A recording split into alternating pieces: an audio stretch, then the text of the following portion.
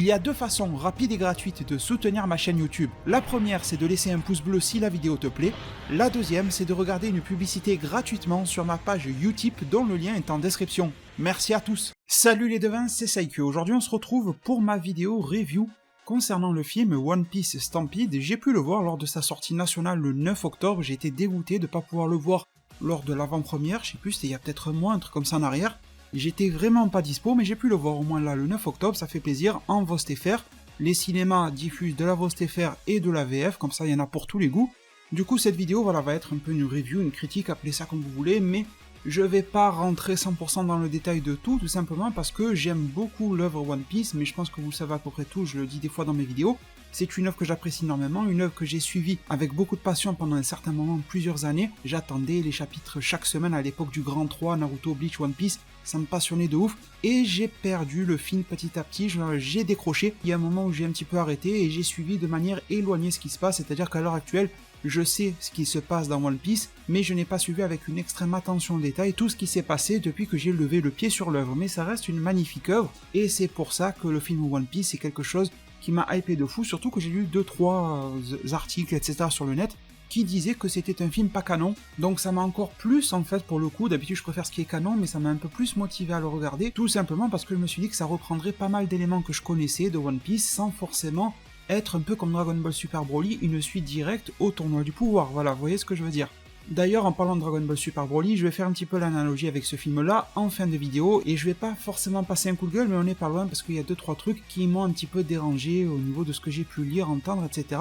un petit peu partout sur le net. Alors, concernant One Piece Stampede, même si on n'est pas dans la partie comparaison avec le film DBS Broly, la première chose que je dois vous dire, c'est que la structure de One Piece Stampede est sensiblement la même que Dragon Ball Super Broly. Même si le staff n'est pas à 100% le même, il y a quand même pas mal du staff de la Toonimation qui ont bossé sur les deux films, donc ça se ressent aussi.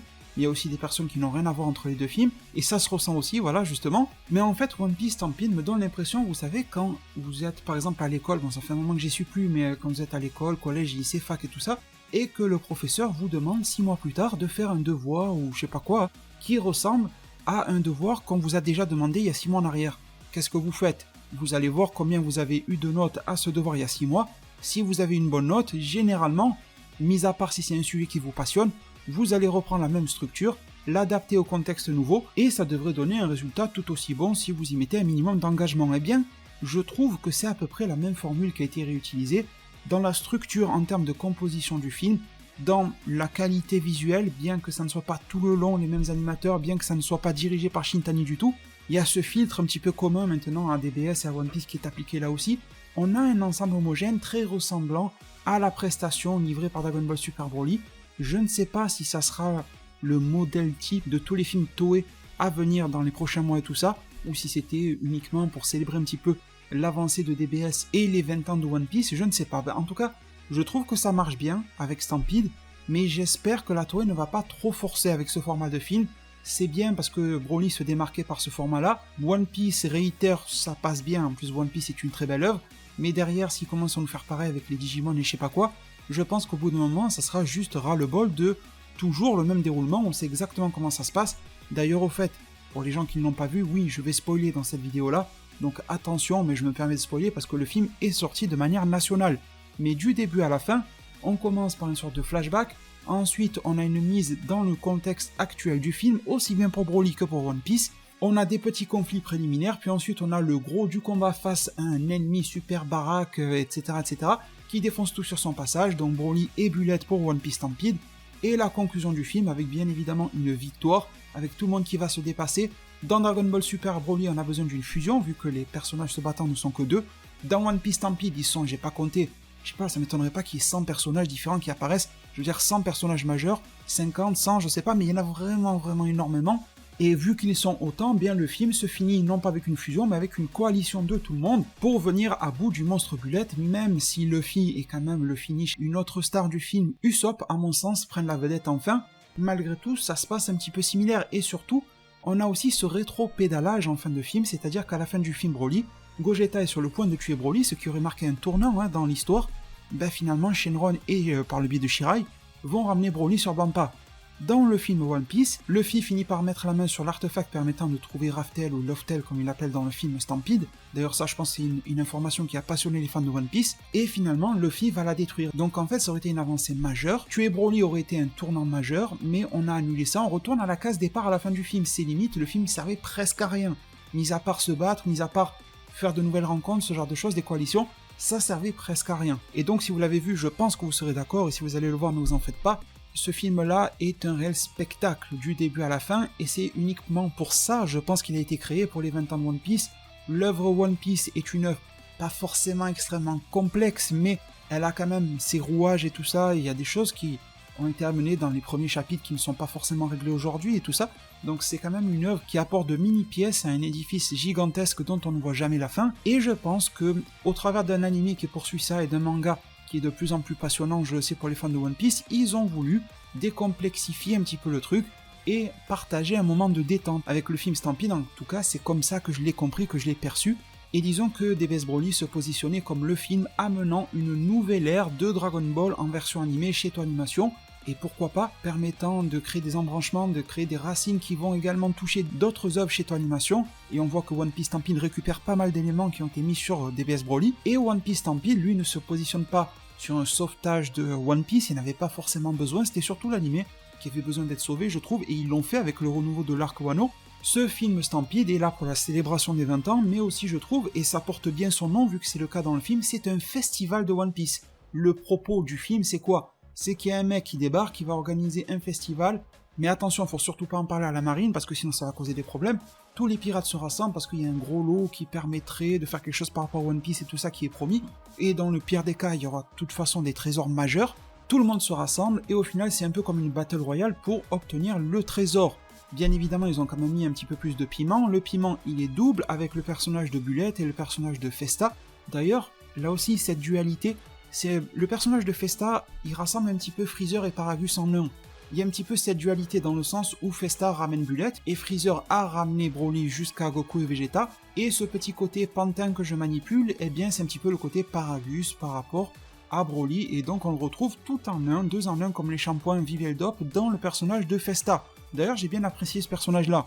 Personnage qui va faire une entrée magistrale à la Broly, mais non pas à la Broly de 2018, mais à la Broly de 1993, je trouve, dans le sens où, regardez, c'est moi le plus baraque, c'est moi le plus puissant, un ancien de l'équipage de Roger. D'ailleurs, vous qui m'écoutez, ne m'en voulez pas si des fois je dis certains noms un peu mal ou quoi, parce que moi, One Piece, j'ai l'habitude surtout de le lire plus que de voir l'animé, et quand tu le lis, ta prononciation, tu te la fais comme tu veux, et c'est contrairement à l'animé où t'entends les japonais et les voix, tu vois, qui te racontent les noms et tout ça, et tu sais à peu près comment prononcer, mais à la lecture, il y a des personnages, parce que là, je sais que je vais en dire un, et peut-être que je vais mal le dire, mais ils disent par exemple que ce Bullet était plutôt du niveau de Rayleigh ou Rayleigh, je sais pas comment on le prononce, moi je l'ai toujours lu. Et à partir de là, au moment de la rencontre, ça va être juste la surenchère. D'ailleurs, mention spéciale pour l'affrontement de Haki entre Bullet et Luffy. C'est tellement court, mais limite, j'ai l'impression que c'est le passage le plus classe du film en fait. Je sais pas quel est pour vous le passage le plus classe, peut-être que pour vous c'était le Snake Man, peut-être que pour vous c'est à la fin. Il y a Usopp qui est aussi une belle star du film sans le vouloir d'une certaine manière, je vais en parler. Il y a le passage, je sais pas moi, avec Boa Hancock et tout, qui sont extrêmement classe. Il y a bien sûr Zoro avec la météorite de Fujitora, ou le moment de Sabo avec l'hologramme de Ace, mais franchement, le passage où les deux, là, Luffy et Bullet se confrontent en mode Haki, que Luffy est super vénère parce que Usopp vient de se faire déboîter, et que Bullet il est en mode la tête relevée à la Zaraki Kenpachi qui le regarde en souriant, et qu'on voit les deux masses qui s'affrontent, on voit quand même une légère supériorité, hein. On voit un peu la sphère est un petit peu plus imposante du côté de Bullet en termes de Haki, mais il y a tout le monde qui s'effondre, enfin, une ambiance un petit peu à la Bleach, avec une confrontation un petit peu comme un Kamehameha de Gohan SCJ2 face à Cell. Bleach, je disais ça par rapport à Aizen, quand il est capable de tomber des espadas juste par rapport à son Reiatsu, voilà. En parlant de comparaison, ce film Stampede, je pense que je peux vous le résumer en vous donnant 3 films, j'espère que vous le connaissez. Le début du film Stampede, c'est comme le film DBZ avec Bojack, cette ambiance où on ramène des gens, on les rassemble, un tournoi, une menace semble se profiler à l'intérieur. C'est franchement dans le même délire, ce côté un petit peu festival aussi, avec la foule et tout ça. Le milieu du film, c'est clairement du DBS Broly, et la fin du film, très comparable je trouve, à du Bleach, à du film Bleach Diamond Dust Rebellion. Je trouve que ça se ressemble dans l'aspect un petit peu communautaire, dans le fait de vaincre l'ennemi principal, qui est assez énorme. On se rassemble tous, on vient de divers horizons, on n'est pas forcément alliés, on n'est pas forcément ennemis, on ne sait pas trop sur quel pied danser, mais on va se rassembler dans un objectif commun, mené de par même plutôt de maître, par Trafalgar Law. Et voilà, je trouve qu'en fait là, avec ces 3 films, si vous les connaissez, ça vous résume ce que va être Stampede. En tant que film popcorn, film festival, eh bien je trouve que ce film réussit vachement sur les personnages en fait. Il y a un petit côté que j'aime pas, je vais vous dire ce que c'est, mais dès que tu lances le film au cinéma, il y a un petit mot de Oda qui te dit « Ah, le film va être trop cool, tout le monde est présent ». Et franchement, il te ment pas, il y a tout le monde.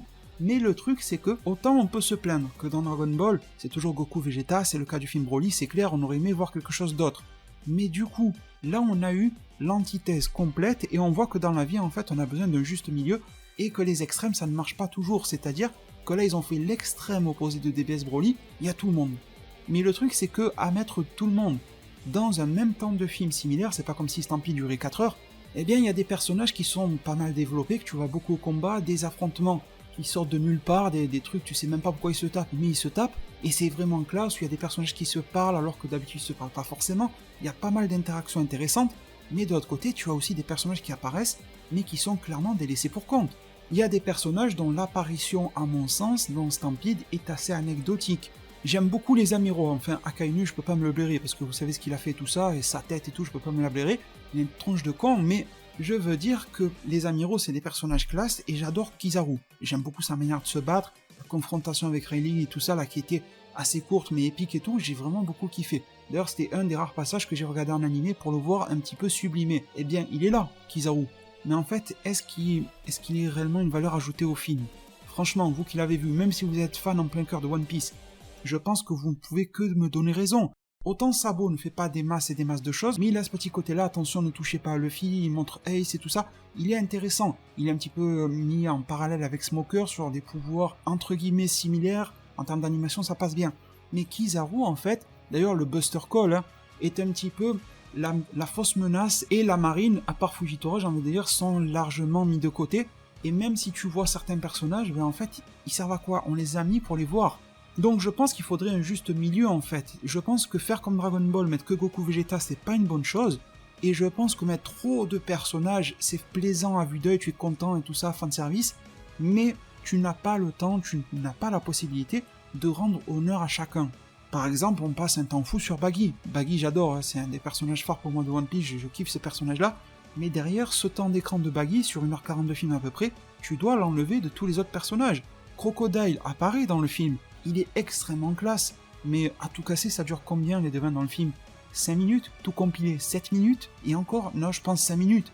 Boa Hancock, elle a une scène absolument magistrale, d'ailleurs je sais pas d'où ça sortait cette puissance-là, elle fout un coup de pied en plein milieu de Bullet puissance max, elle le déboîte. Bon, il se reprend après, mais elle le déboîte. Mais derrière, après, elle est extrêmement cliché. Luffy, à mon Luffy, elle court partout. C'est dommage, parce que je pense que ce personnage-là, Chichibukai, on peut réellement la sublimer. Je pense qu'il y avait mieux à faire, encore mieux que ça, vous voyez, alors que pourtant elle est réellement épique, s'il y avait un petit peu moins de personnages dans le film. Le personnage de Trafalgar, il est super important au film, d'ailleurs, la Vostefer, je sais pas ce qui se passe, mais vous appelez Trafalgar Trifouillis, ça sort d'où, enfin bref. Et Trafalgar, pour moi, c'est un personnage, voilà, le personnage un petit peu, c'est limite un personnage de Death Note dans One Piece, tu vois ce que je veux dire? Le personnage, il a les capacités physiques, il a des pouvoirs spéciaux, et en plus, il a l'esprit du mind game. Il a été utilisé en tant que tel dans Stampede, mais à petite touche.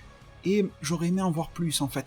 Tout ce que j'ai vu dans le film Stampede, j'ai largement kiffé, mais j'aurais aimé en voir plus, de tous, de chacun. Alors peut-être que j'ai assez vu de Luffy ou un truc comme ça, mais j'aurais voulu voir plus de Zoro, j'aurais aimé voir plus de Sanji contre Smoker, c'était intéressant, on l'a pas trop eu. Après, on a également des laissés pour compte qui, ça se voit de manière évidente qu'on les laisse en retrait et tout ça, comme des personnages de support dans un jeu vidéo, tu sais, les personnages t'appuient sur les petites gâchettes, là, LB, RB ou R1, L1, pour les faire venir de temps en temps, mais pas plus. Tu prends Nico Robin, tu prends Nami, tu prends Frankie, tu prends Brook, tout ça, c'est des personnages que je kiffe voir, pas forcément qu'au combat, mais également en termes d'interaction. Ils sont là dans le film, hein, ils sont clairement là, mais en fait, voilà, personnage de soutien, quand il y en avait besoin dans le film, d'un coup la caméra se tournait, et on appuyait sur une petite gâchette pour les faire quelque chose, comme dans Jump Force ou je sais pas quoi, et ils repartaient derrière. Donc je pense qu'un film comme Stampede ne marcherait pas sur un format de 3 heures parce qu'on se lasserait d'avoir qu'un festival et rien d'autre. Du coup, même si c'est moins fanservice, quitte à garder le même temps de film, bah mettez moins de personnages et développez ce qu'il y a encore mieux que ce que vous avez fait. Je pense que ça pourrait être sympa, et derrière, DBS, arrêtez de nous foutre que du Goku, du Vegeta, et faites implémenter d'autres personnages qui sont importants dans l'univers et dans le lore de Dragon Ball. Ensuite, personnage à double tranchant, le personnage de Bullet. Alors j'ai beaucoup apprécié sa prestation. En termes de chara-design, je l'ai trouvé très bien mais pas excellent. Je trouve que dans ce que nous a proposé Oda en termes de méchants, d'ailleurs, tout début du film, on voit Barbe Noire. Franchement, mettez-les à côté. Bullet, Barbe Noire, chara-design, pour moi, il n'y a pas photo. Barbe Noire, il est tellement classe, même si il a l'air dégoûtant et tout ça, mais il est parfait en fait, Barbe Noire dans son rôle.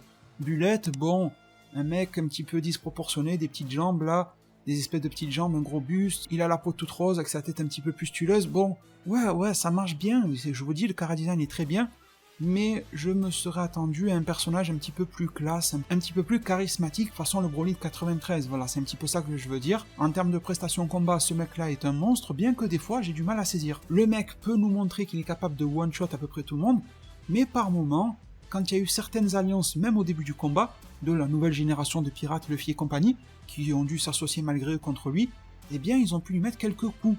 Et c'est même ça qui fait évoluer Bullet par la suite, c'est parce que, assez rapidement, la coalition de tous les nouveaux pirates, la nouvelle génération, ne sont pas capables de mettre à bout Bullet, mais sont capables de le pousser dans des retranchements supérieurs. Et je me serais attendu à ce que Bullet, forme de base, corps à corps, soit capable de les maîtriser encore mieux que ça, sans passer directement, très rapidement, par une évolution. Et évolution, les devins, si vous me connaissez bien, si vous connaissez ma chaîne, que j'apprécie moyennement, parce que vous me connaissez, je pense, non, depuis le temps, je ne suis pas particulièrement fan des ennemis qui sont gigantesques. Surtout quand on les prive d'une certaine mobilité. Alors, j'ai beaucoup aimé le chara-design du monstre géant là que devient un Bullet. Alors le chara-design intermédiaire de robot, j'ai pas aimé du tout. Par contre, le chara-design gigantesque, j'ai adoré parce que on nous dit qu'il est je sais plus, l'héritier du démon, un truc comme ça là, Bullet. Et ils lui ont mis cette espèce de tête là, cornue là, avec les yeux rouges, ça te fait vraiment penser à tout ce qui est démoniaque et tout ça. Donc c'était réussi quand il a en version géant le chara-design. Mais après, en termes de capacité, alors c'est toujours pareil, c'est le gros énormissime. Ouais, attends, je t'envoie un gros coup de poing sur la tête. Le temps que la main arrive, avec les pouvoirs qu'ils ont en bas, ils ont le temps de s'éclipser rapidement. Donc voilà, les monstres géants, pour moi, ça passe en 2019 quand ils ont un minimum de mobilité. Les Ozaru et tout ça, c'était classe, mais c'était toujours pareil. Même Yajirobe est passé derrière, il a coupé la queue. Ça faisait effet dans les années 90 quand j'étais gamin, mais je pense que maintenant, c'est des choses qu'il faut plus réellement exploiter. C'est pas des choses que personnellement j'apprécie, parce que c'est vu et revu.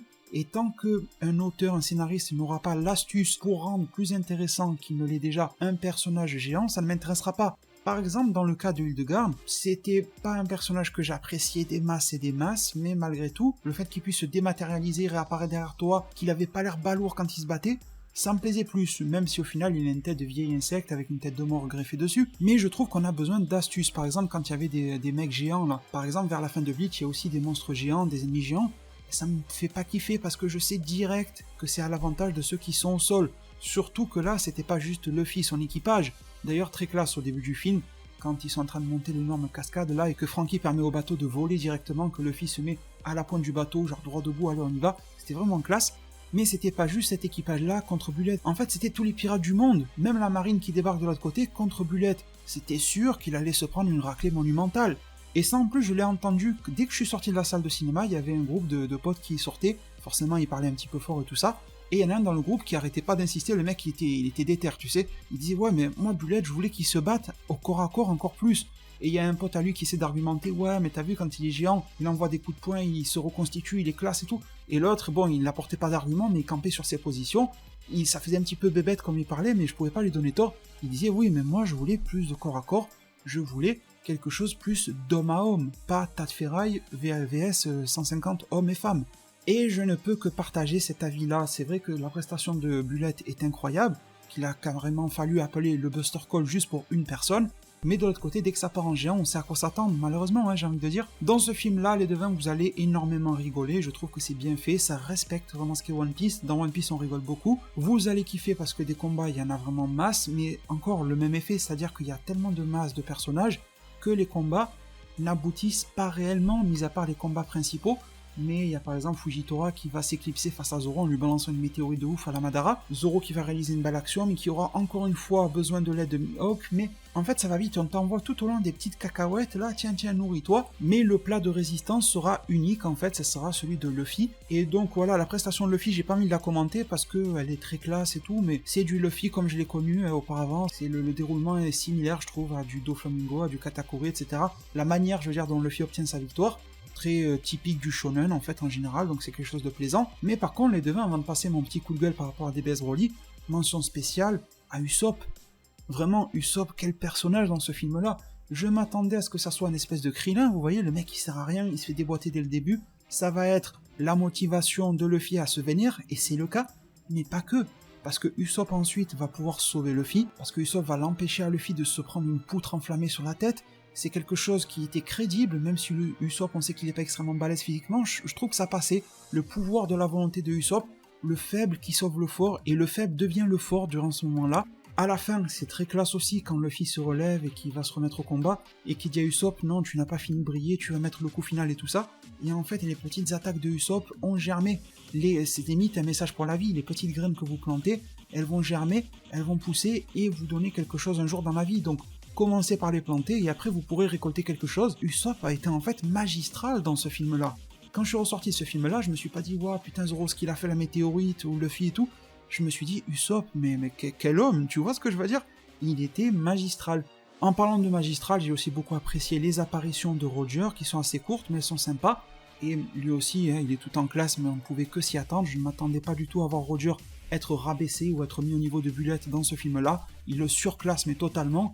J'ai bien aimé le rapprochement aussi entre Roger et Luffy, et le fait qu'ils partagent cette volonté-là et cette méthodologie, comme le fait de détruire à la fin l'artefact. Clairement, on nous montre qu'ils sont dans le même état d'esprit. On a Roger qui dit « personne n'a besoin de ça pour trouver le One Piece et tout ça ». Celui qui l'utilise, en gros, c'est un con. Et Luffy pense à la même chose. J'aurais pas besoin de ça, j'ai mon équipage, je vais vivre mon aventure, vivre ma vie, et je le trouverai à la force de mes bras et de celle de mes alliés, de mes Nakama.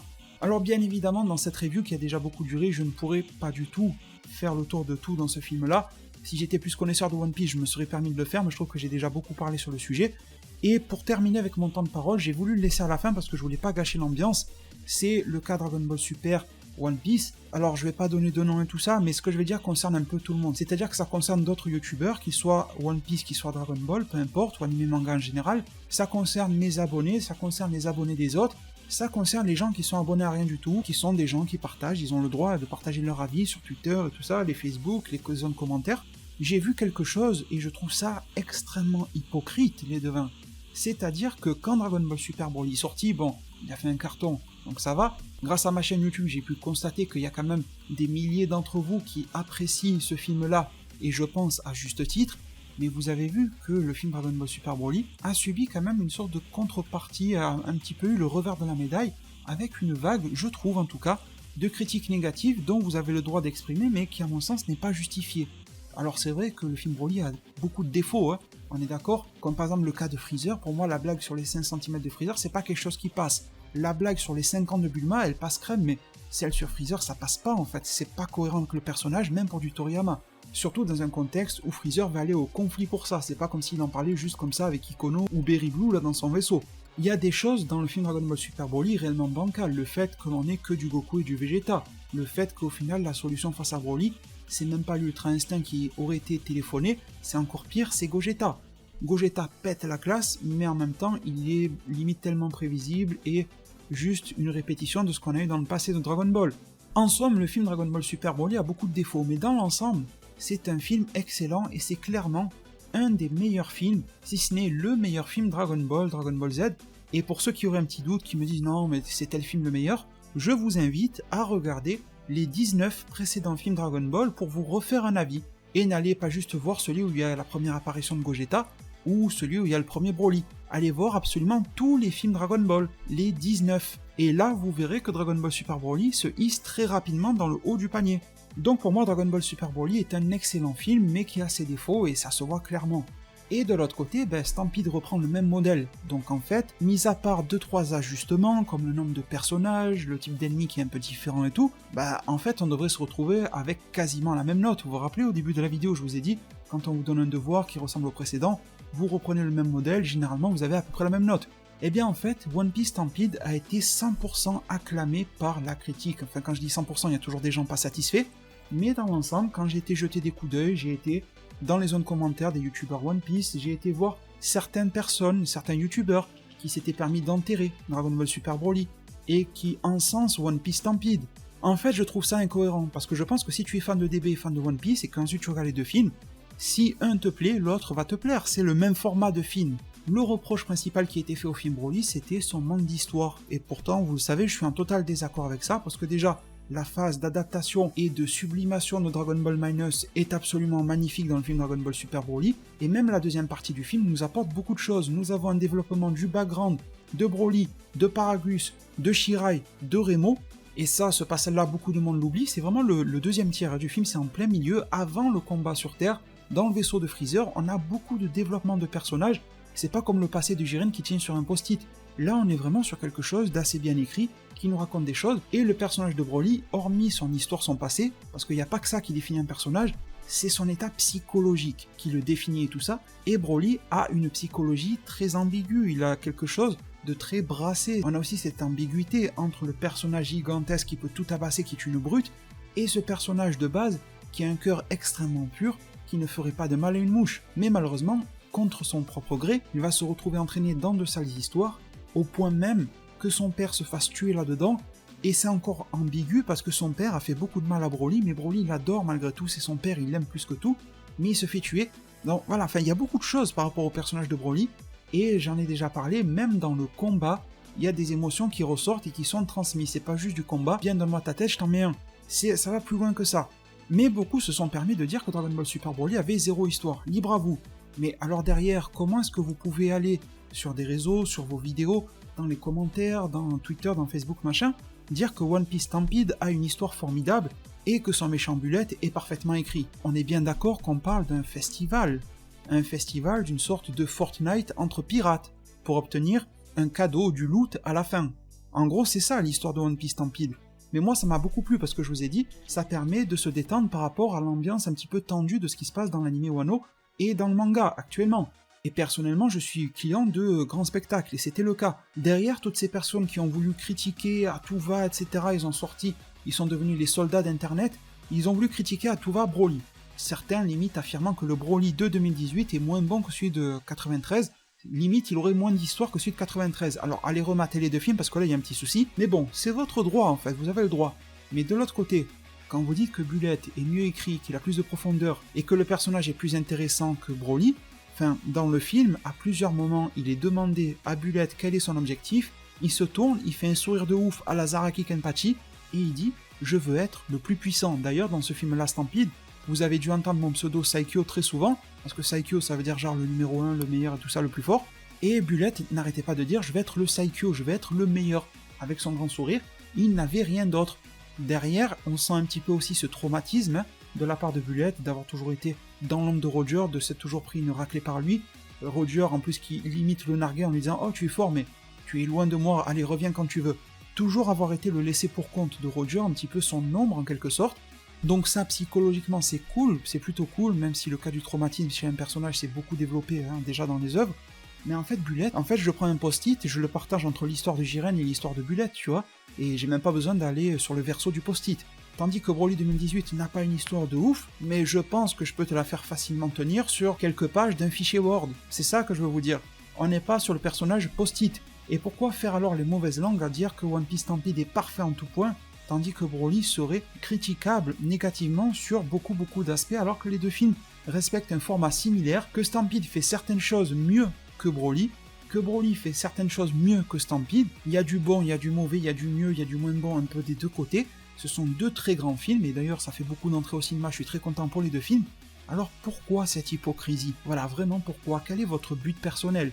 Est-ce que, dans votre tête, vous pensez être le frère de Eiichiro Oda, ou être le pire ennemi de Akira Toriyama, ou être le père de Toriyama et être le frère rejeté de Oda? Enfin, je sais pas.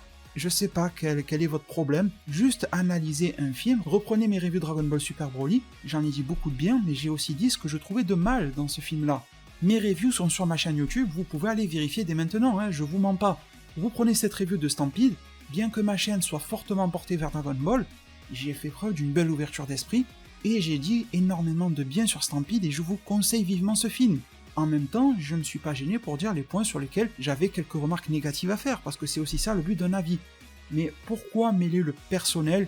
Pourquoi mêler vos mauvaises émotions, vos jalousies, vos envies, vos si voilà? Je veux dire, One Piece m'appartient pas, Dragon Ball Super ne m'appartient pas, One Piece ne vous appartient pas, Dragon Ball Super ne vous appartient pas. Pourquoi alors en fait prendre parti de quelque chose pour lequel en fait on devrait tous kiffer en le regardant? On aime les deux, on kiffe les deux, c'est une belle passion. C'est une belle passion des deux côtés, les communautés Dragon Ball et One Piece, j'en suis sûr, sont de très belles communautés. Elles font partie d'une seule et même communauté dans le fond, animé, manga, et une communauté en général qui aime les divertissements, j'en suis sûr et certain. Mais pourquoi alors est-ce qu'on a cet aspect viscéral à l'intérieur, de vouloir à tout prix les opposer, de vouloir sortir des petits mensonges sur les chiffres au cinéma, etc. Pourquoi envoyer des petites piques en me taguant sur Twitter? Enfin, je m'en fous en fait de ça. J'ai même pas répondu, je m'en tape en fait. Je comprends pas ces bassesses en fait par rapport à ça. Les deux films sont très très bons, les deux films partagent une structure similaire, et en soi, c'est logique, ils ont alors des défauts et des qualités qui sont très ressemblantes, malgré que sur certains aspects, ils ont quelques disparités qui font l'identité de chacune. Voilà, je vois pas où est le mal. Enfin bref, merci infiniment à tous ceux qui seront restés jusqu'à la fin, merci du fond du cœur. Prenez tous extrêmement bien soin de votre futur, et à plus pour de prochains arts divinatoires.